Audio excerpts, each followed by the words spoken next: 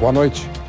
Vários integrantes do Partido dos Trabalhadores, entre eles o governador Tarso Genro, protestaram contra as prisões de petistas réus do processo do Mensalão, particularmente em relação a José Genuíno e José Dirceu.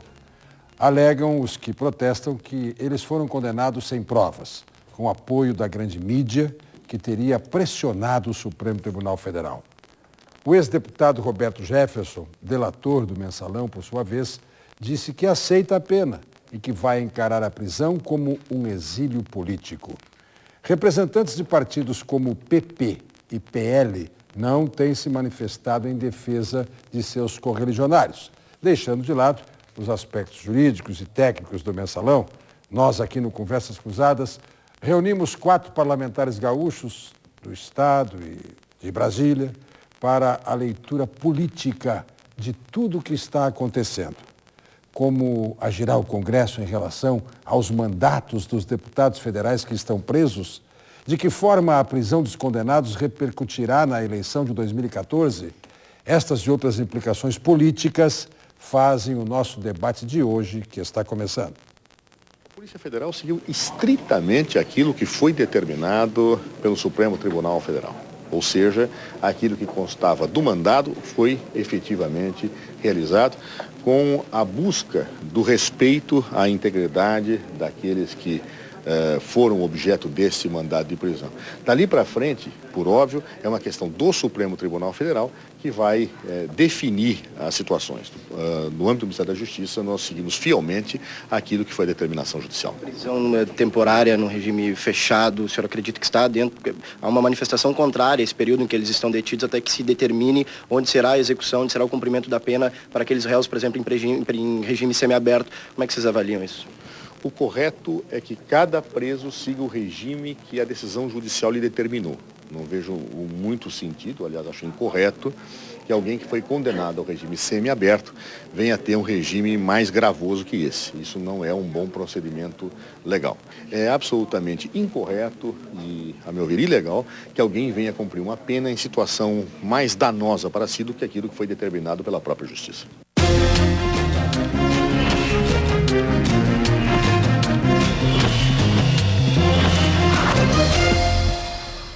Convidados do programa, o deputado federal pelo PDT gaúcho, Enio Batti, o deputado federal do PSB, José Stedley, o deputado federal do PT, Paulo Ferreira, e o deputado estadual do PSDB, Lucas Redecker. Conversas Cruzadas tem o patrocínio de Funerárias Reunidas, parcelamento em até 12 vezes no cartão de crédito. Sicredi, canais de conveniência que cooperam com você. Sistema Fecomércio, com você a gente faz a economia girar. Ambientes de Linha, aqui você vive. Centro Clínico Gaúcho, planos de saúde empresariais. E HSM PUC RS, inovação e qualidade em educação executiva. Você vai participar do programa, você vai participar da nossa interativa com a seguinte indagação. O encerramento do processo do Mensalão favorece ou prejudica os partidos dos réus condenados? Ligue para 8401-0360. Na primeira opção, você entende que tudo o que está acontecendo por esses dias favorece os partidos dos réus que estão condenados, porque suas prisões dão fim a tudo e há um tempo ainda até a próxima eleição, isto não traria qualquer prejuízo. Ou ao contrário, na segunda opção, os partidos que têm parlamentares ou agentes políticos militantes que estejam condenados vão prejudicar por essas condenações esses partidos. Na primeira opção, você diz favorece, na segunda você diz prejudica. Você pode também mandar seu recado, sua opinião para o e-mail conversas.cruzadas@tvcom.com.br. Ou, se preferir ser um seguidor no Twitter, é @conversacruzada. A opinião do telespectador aqui tem o patrocínio de Grupo Dielo, soluções integradas em serviços de segurança. E fique atento, desde logo, sempre você sabe, tvcom.com.br, o nosso site, o site da TVCom, à sua disposição 24 horas por dia, para você rever depois quantas vezes quiser, por demanda, os Conversas Cruzadas inteirinhos, certo? Eu vou começar pelo Paulo Ferreira, que representa aqui o partido que tem justamente as pessoas que estão no olho do furacão em todo este processo do mensalão, e indagar dele com toda clareza. O PT sai com possibilidade de até se favorecer com o fim de todo o processo, ou vem aí um prejuízo muito grave? Boa noite, Paulo. Boa noite, Brito. É uma grande satisfação retornar aqui ao Conversa Cruzada sob a tua coordenação. Saudar os meus colegas de Câmara, o Stedley e o Enio Bassi, né, e o Redeker, que pela primeira vez tem a oportunidade de dividir com ele essa mesa. Nós temos uma opinião já formada, né, em relação à ação penal 470, né, chamado mensalão. Esses episódios recentes da consumação do cumprimento da pena pelos réus, na nossa opinião, Brito, e nós tivemos hoje, eu venho de São Paulo, nós tivemos hoje reunião do Diretório Nacional do PT, instância máxima, né, de decisão, e, por óbvio, né, nós tivemos um debate pelo turno da manhã e pelo turno da tarde, basicamente, né, em torno da conjuntura política, e no centro da conjuntura política, é evidente, os episódios deflagrados na sexta-feira pelo presidente do STF, o ministro Joaquim. Esse processo, para nós, né, não é um processo estranho, porque nós, inconvenientemente, estamos acompanhados dele desde 2005. Quer dizer, portanto, nós estamos fazendo exatamente em 2013, agora, 8 anos, né, onde esse tema, né, é um tema frequente, né? Eu era da Executiva Nacional do meu partido em 2005, em junho de 2005, quando, né, o ex-deputado, né, Roberto Jefferson fez as denúncias através do jornal Folha de São Paulo. Né? Então foi 2005, né, um processo de deflagração desse episódio, e nós ultrapassamos, né, esses 8 anos, né, de uma maneira, né, do nosso ponto de vista, satisfatória, né, na medida em que nós conseguimos responder, né, e firmar uma opinião sobre o que houve, o que aconteceu de fato. E as nossas opiniões são claras. Né, publicamente, politicamente, quer dizer, nós ultrapassamos 2006, o presidente Lula foi reeleito em 2006 sob aquela carga midiática extraordinária. Quer dizer, aí um registro, né? Eu acho que nós tínhamos que aproveitar esse episódio, né, para fazer uma reflexão e um debate sobre, né, o funcionamento do STF. Certo? Eu, preocupado com essas questões, né, fui buscar em outras cortes do mundo, né, o tipo de funcionamento. E para surpresa minha, o STF brasileiro é um dos pouquíssimos que funciona, né, com exposição e com transmissão. A Suprema Corte Americana, o Brito, sequer permite fotografia das suas sessões. E nós, enfim, né, vivemos o processo de 2005 e 2006, né, impactados diariamente, né, com as denúncias, com aquilo que se chamou mensalão. E nós ultrapassamos, vencemos as eleições de 2005, vencemos, né, aliás, as eleições de 2006, o presidente Lula foi reeleito.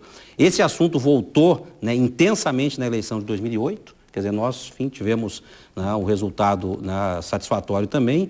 Em 2010, né, a candidatura, sobretudo do PSDB, né, do governador Serra, né, se postou, né, como recuperador dos temas que envolviam o mensalão, né, naufragou. Né, nós elegemos a presidência Dilma novamente, né, e em 2012 esse assunto perdeu, né, intensidade e, na nossa opinião, quer dizer, nós, né, respondemos a esse assunto, né, e 2014, né, eu acho que dificilmente, já que não teve, né, êxito, né, a tentativa de envolver, né, o conjunto do PT, envolver, né, quer dizer, o PT nos temas da corrupção, né, nós vamos ultrapassar 2014 também, como indicam aí as pesquisas, né, e as nossas sondagens internas, né, dizem que a grande maioria do eleitorado brasileiro, aqueles que têm opinião sobre, né, a preferência partidária, deles se extrai, né, o percentual de aprovação ao PT de aproximadamente 28% em nível nacional.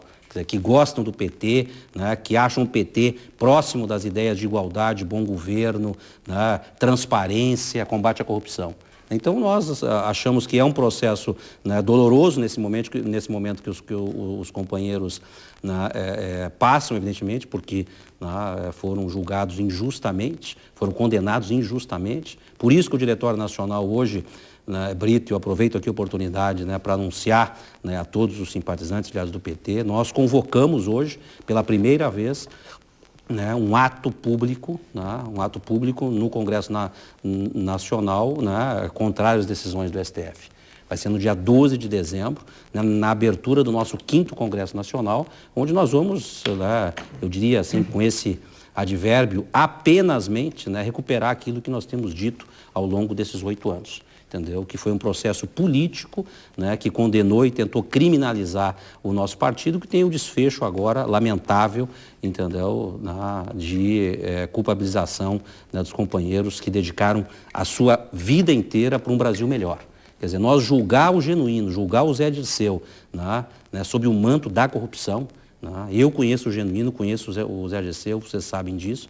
Quer dizer, o Genuíno é o mesmo, né, e é uma injustiça talvez das mais brutais, né, com um homem público que foi preso durante 5 anos, torturado brutalmente, né, e que de fato, né, foi condenado por ter exercido a presidência do PT. Né, nada mais do que isso. Então nós, né, consideramos que politicamente, quer dizer, esse processo já desgastou o que tinha que desgastar, né, e nós vamos, né, continuar afirmando, né, o que temos dito ao longo, né, de todo esse período. A avaliação é de que, além dos limites do PT, não haverá repercussão. O próprio ato público, este marcado para o dia 12, no Congresso Nacional do Partido, não poderá ser interpretado pela nação como uma afronta ao resultado do tribunal e isso trazer prejuízos políticos, porque uma coisa é a militância do PT, outra coisa é o concerto nacional. E as pessoas, de um modo geral, o que se tem recolhido, estão aplaudindo tudo o que aconteceu, e inclusive o recolhimento à prisão. As pessoas estão até dizendo que acabou a impunidade. O partido avalia isso e ainda assim vai fazer, por uma manifestação pública, o seu posicionamento? Em determinados momentos, né, é tarefa, né, das vanguardas políticas, dos partidos, das instituições, né, remar contra a maré. Certo? E eu diria aqui, recuperando um pouco a história, Brito, tu és promotor, sabe o que é isso? Né? O STF não é uma instituição infalível. Certo? O STF pode ter errado, né, na apreciação, né, desse tema. Né? O STF, por exemplo, entendeu, decidiu pela extradição da Olga Benário, que foi posteriormente assassinada nos campos de concentração do nazismo. Foi uma decisão da Suprema Corte Brasileira. Né? Hoje, longínquamente da década de 30, entendeu? E eu estive recentemente, né, no local físico, no Rio de Janeiro, onde essa sessão aconteceu. Né? Estive lá visitando, hoje é um prédio, né, dedicado à cultura. Né? Então, não é infalível. O nosso Supremo Tribunal Federal, né, até hoje se nega, né, a reabrir o processo de discussão e de debate sobre a responsabilização daqueles que praticaram crime na ditadura militar. Quer dizer, é possível isso numa democracia? Né? O crime de tortura e morte é imprescritível. Certo? E o STF, né, está lá a dizer, né, que a anistia sepultou esse debate. Né? E eu poderia aqui estar citando outros exemplos em relação, né, ao STF. Por exemplo, né, o próprio STF, né, advogou contra si quando, na ditadura militar, né, 3 dos seus ministros foram cassados. E ele silenciou. Certo? Então, quer dizer, o que nós estamos fazendo e o que faremos no dia 12 é uma discordância democrática de uma decisão, né, que a nós pareceu, né, e nos parece, né, e temos a convicção disso, né, uma decisão profundamente politizada. O STF, a sua maioria, tomou parte, né, na disputa política nacional, né, e sobre isso a gente vai falar depois sobre os outros processos que ele deixou de analisar. Se há uma disputa política com o PT, marcadamente esta disputa é com os tucanos, é com o PSDB. José Serra, inclusive, foi lembrado pelo Paulo Ferreira na sua exposição inicial. Boa noite, deputado Redecker. Qual é a leitura do seu partido da repercussão política de tudo o que está acontecendo? Boa noite, Brito, meus colegas, o deputado Paulo Ferreira, o deputado Enio Bassi, o deputado Sted, nossos telespectadores de casa. Na verdade, como nosso programa é Conversas Cruzadas, eu já começo discordando em gênero e número do deputado Paulo Ferreira.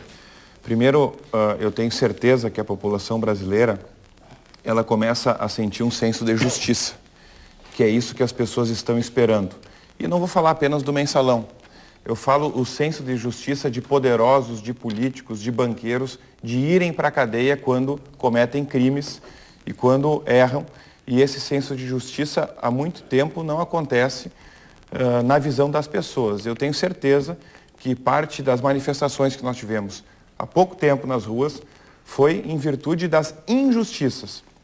Eu não quero citar apenas a condição do PT, exclusivamente no mensalão. Eu digo nas injustiças em geral, inclusive da classe política. Essa sensação de impunidade que as pessoas têm, de que as coisas ocorrem, mas no final das contas os grandes ou os políticos, a classe política, acaba não sendo punida, ela faz com que não prejudique apenas um partido. E a pergunta do programa se coloca se prejudica ou favorece o partido. Eu acho que prejudica toda a classe política. Porque quando tu tem um escândalo político envolvendo um partido político, tu tem um desgaste de toda a classe política. E o STF, como um tribunal superior, busca e julga, e não julgou de um dia para o outro. O julgamento foi extenso. Os embargos foram admitidos pelo STF.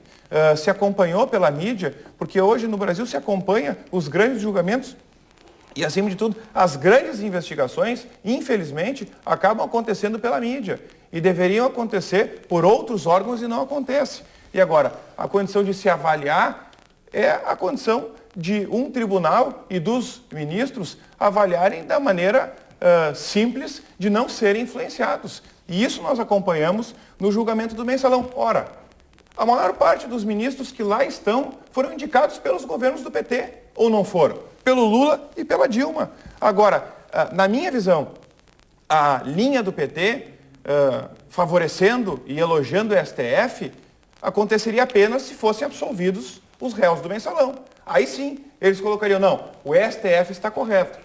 Pode se errar, e na minha visão, o poder tem direito, e não deveria ter tanto, mas pode acontecer erro, porque errar é humano, pode. Agora, nós simplesmente avaliarmos que tudo está errado, que todos aqueles que foram julgados do mensalão são inocentes, eu acho que não é por aí. A população brasileira espera, há mais de 7 anos, Brito, que a justiça dê o seu parecer e que coloque essas pessoas na cadeia. Muitos deles estão, evidente, na cadeia, e pessoas que, na nossa visão, são pessoas que estavam participando da decisão nacional da política, da linha e da tomada de decisão de um país, que é o caso do José Dirceu, que era o ministro-chefe da Casa Civil, quem determinava os posicionamentos e as linhas de um governo, um ex-presidente de um grande partido, e o PT é um grande partido representativo no Brasil, um outro ex-tesoureiro de um grande partido, e vir dizer que nada aconteceu, e na época, e eu me lembro bem, que os advogados de defesa sugeriram e colocaram que existiu Caixa 2, que não existiu o mensalão de fato. E como se fosse a coisa mais tranquila do mundo. Se fosse, olha, não, Caixa 2 não tem problema nenhum. Esse dinheiro que saiu do Banco do Brasil por empréstimo, ou do Banco Rural, que foi para a mão dos supostos acusados, isso foi dinheiro para saldar contas de campanha. Como se fosse a coisa mais natural do mundo. Então eu vejo que as pessoas que estão em casa, que a população brasileira, ela tem hoje um senso de justiça e não um senso de impunidade. E essa representatividade que se tem do Supremo Tribunal Federal é de direito de ter, e o julgamento está lá para acontecer, aconteceu, tem ainda algo ainda a ser julgado, e por isso que o Dirceu está no semiaberto, porque a condição do crime de formação de quadrilha ainda não foi julgado. Caso venha a ser julgado, ele seja punido, ele pode ir para o regime fechado. E eu vejo que nós ainda temos coisas a acontecer, mas o Supremo Tribunal está fazendo seu papel, a população brasileira espera que a justiça seja feita, e ela demorou, tardou, mas está ocorrendo. Erebate, a visão pedetista de todo este cenário e a repercussão de tudo isso na vida política e especialmente na eleição do ano que vem. Olha, Brito, inicialmente minha saudação a ti, aos colegas do debate, colegas deputados. Eu confesso que eu fiquei muito revoltado hoje. Bastante revoltado porque, ao mesmo tempo que eu assistia na TV Com uma matéria que mostrava a realidade do nosso presídio central, onde um preso com tuberculose, que tinha um furo no corpo, por onde era retirado o líquido do pulmão, esse preso lutou meses para conseguir sair do Central. Estava lá por roubo.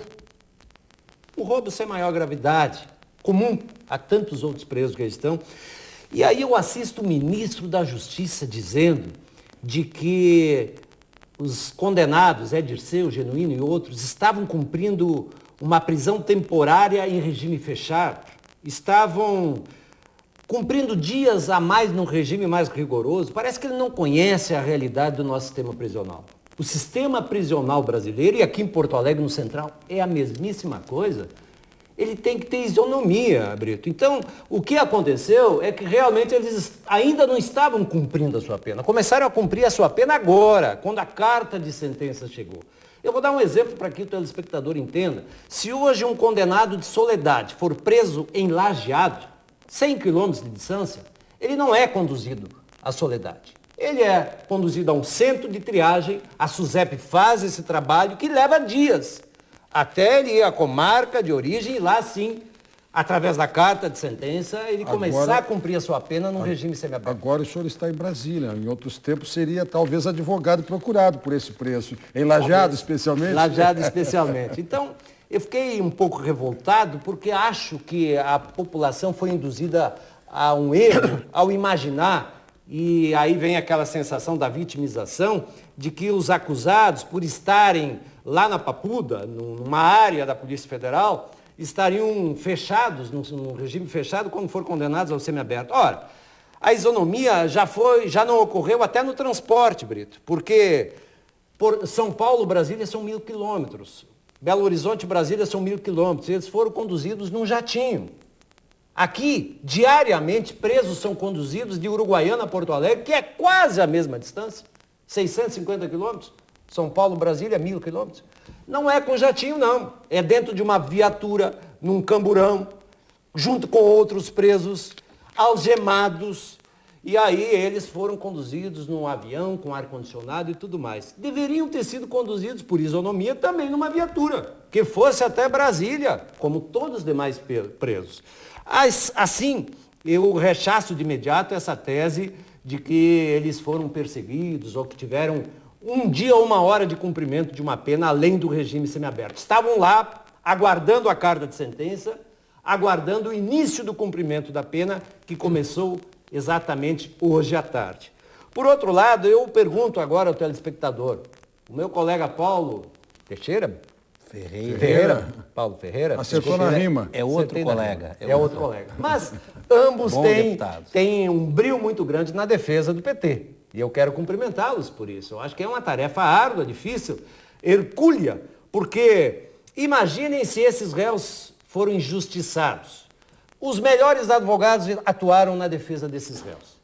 Tiveram um processo que se estendeu por 7, 8 anos para exercer na plenitude a sua defesa. E ainda hoje se diz que foram prejudicados. Imagine que não foram condenados por um juiz. Se joga aqui muito Joaquim Barbosa. Não foi Joaquim Barbosa que condenou esses acusados. Foram os 11 ministros. E diga-se de passagem, nessas condenações que estão cumprindo, em ampla maioria, alguns por unanimidade, porque as votações apertadas vão ser julgados nos embargos infringentes lá para o ano que vem. Então, essas condenações que levaram esses réus ao cumprimento da pena agora, não foi um ministro que condenou essa gente, foram vários ministros, 9, 10, 11 ministros. E aí dizer que esses 9, 10, 11 ministros estariam perseguindo o PT, talvez se tivessem condenado apenas gente do PT, mas condenaram gente das mais variadas siglas partidárias. Aliás, Brito, eu quero deixar bem claro que eu tenho uma opinião que eu já coloquei em várias oportunidades. A corrupção não tem bandeira. Venha de onde vier, ela tem que ser punida com rigor. E aí eu digo isso com clareza, mesmo do PDT. Se tiver qualquer caso de corrupção no PDT, eu não vou permitir que o meu partido faça o que o PT está fazendo. Eu acho que é um erro político gravíssimo. Oficialmente o partido se manifestar em defesa de réus que foram condenados, que são criminosos. Pode o presidente do partido, sim, se manifestar, um deputado aqui ou acolá, mas a instituição, partido político, representa milhões de filiados. Será que essa gente foi consultada? E eu digo mais, essa manifestação do PT em defesa dos criminosos mensaleiros. Deveria ser feito nas ruas e não em Brasília. Vai ser feito lá na cúpula, dentro do Congresso. Quem sabe não chamam essa manifestação para o Rio de Janeiro, para o centro do Rio de Janeiro, ou quem sabe para o centro de São Paulo, ou aqui para o centro de Porto Alegre. Será que o governador Tarso também estaria lá presente? José Stedley, você está no partido que tem o mais fulgurante opositor de Dilma, pelo que se desenha nesta fase pré-eleição de 2014. E que partido o PSB conseguirá tirar de tudo isso? Ou também a classe política como um todo sofre estilhaços de todo o mensalão? Boa noite. Boa noite, Cláudio. Boa noite, Bassi, Paulo, Redecker. Eu gostaria de dizer, em primeiro lugar, que não concordo com as informações. Nessa disputa do PSDB com o PT, nós concordamos com os dois nas críticas, mas acho que o Paulo tem razão quando diz que, de fato, em alguns momentos não foram provados os crimes e que não foram provados também a utilização dos recursos públicos. Mas isso não tira, na minha opinião, o problema que houve, o crime que aconteceu. E acho que o Partido dos Trabalhadores pode não estar tendo reflexos eleitorais, não teve no passado, mas teve uma grande perda, que é a bandeira do Partido dos Trabalhadores. O Partido dos Trabalhadores tinha como principal bandeira a transparência, a ética, o combate à corrupção. E isso já não é mais uma bandeira. E é por isso que também o Bassi tem uma certa razão quando diz que, se fosse feito um ato, esse ato que é proposto pelo Partido dos Trabalhadores, em qualquer capital brasileira, teria outro resultado, vai fazer no Congresso. E acho que, se fosse o meu partido, eu não proporia isso, porque eu não sei como é que a população de Brasília vai reagir no dia 12. Não sei se não vai haver uma manifestação desagravo a esse ato do Partido dos Trabalhadores. Mas também devo dizer que a gente nota no Supremo uma injustiça muito grande na desigualdade no tratamento. Nós convivemos lá permanentemente com o deputado federal Paulo Maluf, que participa das sessões, que é condenado no exterior, que tem 600 processos, que todo mundo no Brasil sabe, os problemas que aconteceram na prefeitura quando ele era prefeito, e até agora não foi julgado, e é enrolado. E os problemas do mensalão do PSDB também não serão julgados. Escreva aí, não serão julgados. É uma diferença, é uma desigualdade de tratamento, mas isso não tira o problema que aconteceu no governo Lula. Quero dizer também que, se não fosse esse o problema, seria outro, porque a estrutura hoje do Congresso Nacional, de um governo que precisa ter a maioria no Congresso, leva a isso. Hoje, continua tendo mensalão no Congresso Nacional. O próximo governo vai ter mensalão. Estamos aqui diante do novo Roberto Jefferson. Não, é que é o seguinte... Deputado Stedley. As emendas parlamentares é um mensalão. Não quero o Stedley preso. As emendas parlamentares é ou não é um mensalão? Então negocia com os deputados, negocia a liberação, atraem-se partidos políticos em troca de recursos do próprio governo. E eu não estou acusando o PT, porque se fosse o PSDB estaria fazendo a mesma coisa para ter a maioria. E não é assim que se constrói uma nação efetivamente ética, democrática. Então, o sistema leva a isso. O PT tinha minoria no Congresso, ou ele se aliava a novos partidos para ter maioria, ou, de alguma forma, comprava deputados. E foi assim que aconteceu. Comprou deputados, talvez não fosse com dinheiro público, talvez não foi provado, mas todo mundo sabe o que aconteceu. Bom, o sistema leva a isso. Quem é que pode mudar o sistema? Os parlamentares, os deputados federais e os senadores. Ali é que pode haver alteração. Há alguns temas sensíveis, como a reforma política, que não tem avançado. O tema do voto aberto nas questões do parlamento, declarar perda de mandato ou não de quem está agora condenado e até recolhido à prisão. Enfim, aproveitando a deixa do Stedley, o sistema tem culpa nisso tudo. E como é que vamos fazer para mudar o sistema depois dos comerciais?